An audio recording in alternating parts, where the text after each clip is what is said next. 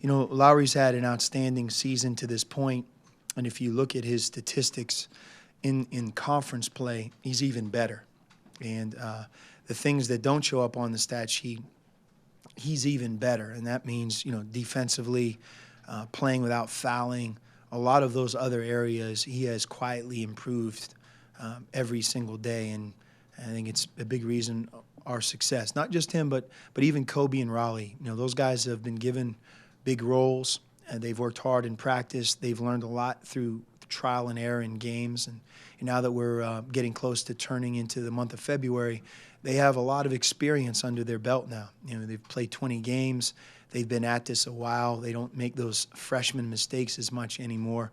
I think they clearly know how to do things and how we do things here at Arizona. So Lowry falls into that category, and obviously he was terrific this weekend. You know, when you have the opportunity to play for the first time after missing 19 games, and that game that you are allowed to play in is at UCLA, it has all the makings of a disaster because, you know, that player, you know, he puts so much pressure on himself to be perfect, and, you know, the speed of the game's different. But I think it says a lot about how prepared Alonzo is.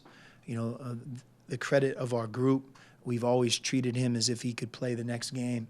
The repetitions that he's gotten in practice, he's not represented the other team. He's not been on the scout team. He's always been on our side, our team. And I think that helped his transition, and it will continue to help his transition now that he's able to continue to play. But he did a great job. 7 defensive rebounds as a guard. I mean, that's a big stat. 4 assists, which I think is one off of a career high in the first game back. He had one of the best plays offensively in the game where he drove the ball into the lane, was under control, stopped, pivoted, and found Lowry for a three-point shot. And that's the one thing you'll see as you start to watch Alonzo, and it's something that's been frustrating for us because we watch him every day. He's a much improved player from a year ago. He was conditionally cleared, what, in November or something. Why was nobody saying anything at that point? If you knew, okay, it was just this was the case and everything was decided, why nobody commenting on it? Because there's just too many unknowns, and, you know, again, the number one here is to protect the student athlete, the privacy of a situation that was very complicated, and to not at all harm him in any way. You know, there are no secrets. Nobody's hiding anything. It's just a matter of trying to do right by the young man.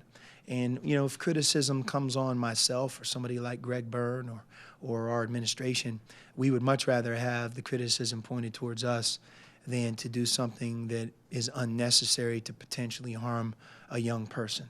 Well, on the flip side of that, though, doesn't the fact that there's nothing being said maybe harm him because people are suspecting all No. the rumors? You don't think? No, and I'm not going to say anything further.